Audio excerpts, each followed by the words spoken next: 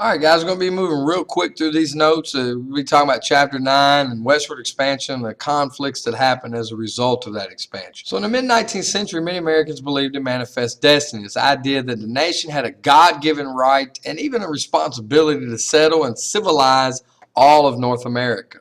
Very few Americans gave thought to the impact on Native Americans, obviously, and also on the Spanish people that already lived in these lands. But anyway, it begins with mountain men beginning to go west to trap and trade. Missionaries soon followed, hoping to convert Native Americans to Christianity. After that, you had numbers of lumberjacks and miners moving to capitalize on the timber and precious metals in the ground in the west. And finally, farmers moved west to farm these huge, vast, rich lands. And then, of course, many entrepreneurs making their way to places like California. The first major route west was the Santa Fe Trail. It began as a trade route from Independence, Missouri, all the way to Santa Fe, which was the capital of the Spanish colony of New Mexico. Of course, most of you have probably heard of the famous Oregon Trail, a 2,000-mile trail that stretches from Independence as well, but all the way to the Willamette Valley in Oregon. It had been used by Native Americans for thousands of years, and Lewis and Clark also used this trail in their trek west, mapping out the new Louisiana Purchase territory. And finally, the Mormon Trail, which was established between 1847 and 1853 by Mormons who were leaving religious persecution in Illinois, and it traveled from Illinois all the way to Salt Lake City in what's now called Utah. However, migration gets its biggest boost from 1848 in Sutter's Mill in California. There was word that leaked out that gold had been discovered there. Most people regard it as a rumor until James K. Polk, the President of the United States, in his State of the Union address, basically talks about the gold discovered in California, and it creates gold fever throughout the country. So as a result, you had the gold rush, which was a massive migration of miners and other people who try to make money off the miners to California to try to get rich. Most of the people who left in 1849 are called the 49ers, thus the term San Francisco 49ers. And it did bring people from around the world, but most of these migrants were Americans. And they went by a number of methods. Some just followed the California Trail on foot or by wagon. Others sailed around the southern tip of South America. And still others sailed to Mexico or to Panama and walked across the Isthmus of Panama and then loaded on ships and sailed the rest of the way to California. But by 1854, within 5 years, 300,000 people had migrated to California. And that migration is a massive influx of population into California. As a result, you had the growth of large cities throughout California. Most of these miners moved into mining camps in the gold fields, but others, such as business people, settled in the cities. And as a result, the cities nearest the gold fields have grown very quickly. San Francisco is the best example. It grows over 30 times its previous size in 1 year, in 1848, from 1848 to 1849. Also, Stockton and Sacramento are two California cities that see similarly rapid growth during the time period. So the increased westward migration caused a conflict with Great Britain. Since 1818, the United States and Great Britain had controlled the Oregon territory jointly, and James K. Polk, when he ran for president, ran on the idea that he was going to force Britain to give up the Oregon territory, even if it meant going to war. What eventually happens is a treaty between Britain and the United States that sets the border of Canada and the United States at the 49th parallel, or 49th line of latitude. So you did have a normalizing of the border, and you also had an increase of communications across this vast territory. First by Butterfield stagecoaches, and then of course the Pony Express delivering mail. Eventually, obviously, the telegraph is going to have a huge impact on Western communications. So strangely enough, you have basically the entire central part of what's now the United States was kind of skipped early on. People were going to California to settle, and they were settling on the coast, but there wasn't much settlement in the Great Plains. You do during this time, though, have increased settlement of Texas. And of course, Texas was originally settled by the Native Americans who'd lived there for thousands of years. The first Europeans were the Spanish, and they crossed it several times during the 1500s. Didn't pay a whole lot of attention to it because they didn't find a lot of gold, wealth, or anything of that. However, in 1689, they did. They discovered the ruins of a French fort that had been destroyed by local Indians. But the fact that the French had been there kind of caused the Spanish to panic and decide that they better pay closer attention and work harder on settling Texas in the 1700s. So the Spanish decided to try to settle Mexico in much the same, or Texas in such much the same way they had Mexico, through the mission system.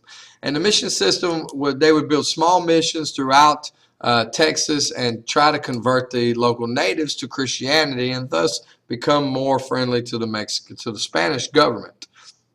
So they did build 24 missions in the late 16 and into the 1700s, as well as the cities of San Antonio and Nacogdoches. Anyway, despite Spanish hopes, the missions didn't really work. The Native Americans rejected mission life. They weren't going to give up their cultural hunting and start farming, and they certainly weren't going to give up their religions either. So many Indian groups viewed the Spanish as trespassers, and they often attacked missions and towns throughout Texas. The system that was built to convert the Indians and thwart French claims, and although it failed in large part in converting Indians, it did cause Spain or France to cede most of its claim to Spain in 1762. So the mission system did help Spain get rid of France, but really by 1800 there were very few settlements in the region. So Spain had to try to find another way to settle the region. So in 1820 they found a new way. Moses Austin, an American, offered to build a colony in Texas for the Spanish in exchange for large grants of land. Now, he died before he could start, but his son, Stephen F. Austin, did carry out his wish for a colony. So by 1824, about 300 families lived on farms and ranches in Austin's colony. So Austin becomes the first impresario. So Mexico gained its independence in the interim. In 1821, Mexico became an independent nation, but the new government did want Texas settled, so they established the impresario system.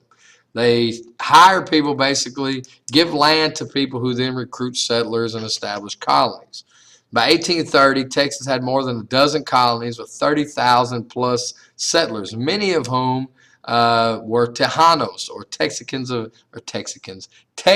of Mexican heritage. Tejanos still make up a large number of Texans today. Now, in order to settle in Texas, American settlers were supposed to accept certain rules. They were supposed to surrender their American citizenship and swear allegiance to Mexico. They were supposed to adopt the Roman Catholic faith, and they had to farm the land for 7 years. Many of these rules were ignored by the American settlers coming in. They also kept bringing in slaves, even though Mexico outlawed slavery, had outlawed slavery long before. So by 1830, Mexico gets fed up and passes a law basically saying Americans can no longer immigrate to Texas, and they send soldiers to enforce the law. So this also soured relations between the United States and Mexico, because Mexico suspected the United States of trying to get the Texans all riled up because they wanted to control Texas. The U.S. did offer to buy the territory of Texas from Mexico, but Mexico said no, and it also confirmed their suspicions that the United States wanted to control Texas for its own. Little by little, tensions between Mexico and the Texans grows. The Mexican government and the Texans grow, and there are several bloody protests. So the Texans hold conventions to discuss the best course of action. At the same time, the new Mexican president, Antonio Lopez de Santa Anna, maybe the most important figure in Mexican politics in the 19th century, becomes a president. He supports a strong central government. So he passes and enforces laws banning state militias. So he sends the Mexican army to confiscate the weapons of certain state militias. And one of these places in Gonzales, whereas a local militia had a cannon, and the Mexican government tried to confiscate it. It erupted into violence. And this becomes the first battle of the Texas Revolution. The Texans asked Sam Houston to basically raise an army and lead it against Santa Anna and the Mexicans. Of course, the most famous battle of the Mexican or Texas Revolution was obviously the Alamo, a loss for the Texans actually. Rebel Texan forces had captured San Antonio and fortified in a mission called the Alamo. Santa Anna leads a massive army of 6,000 plus soldiers to San Antonio and lays siege to the fort. Eventually, the fort, under leadership of William Travis, breaks under the pressure, and nearly all the defenders are killed, including Travis, as well as famous defenders like Davy Crockett. While the Alamo was under siege, however, a small group of Mexicans met at Washington on the Brazos to issue the Declaration of Independence and declare themselves a new independent nation. So basically, Santa Anna continues to defeat the Texans in nearly every battle. And at Goliad, they actually executed 340 Texas prisoners as well. Houston, who's leading a poorly trained army, continues to kind of fall back and retreat. And it does start a panic among the people of Texas. And it starts what becomes known as the runaway scrape. Thousands of Texans, including many Tejanos, flee Santa Anna's advancing army, and eventually Santa Anna is going to get overconfident, follows Houston and his forces to San Jacinto, and Houston is able then to take the Mexicans by surprise and actually capture Santa Anna. So Santa Anna is captured and forced to sign a treaty recognizing the Republic of Texas and guaranteeing Texas independence. Of course, the United States is greatly concerned and interested in these developments. Americans believed that manifest destiny dictated that Texas be admitted to the Union. Many people saw the Texas Revolution as an extension of the American Revolution, that therefore Texas should be part of the United States. And many Southerners supported the addition of Texas because it was a slave area and it would make the South more politically powerful. Also, at the same time, though, opponents said, it's going to cost us a lot of money. We're going to pay the debt that Texas owes.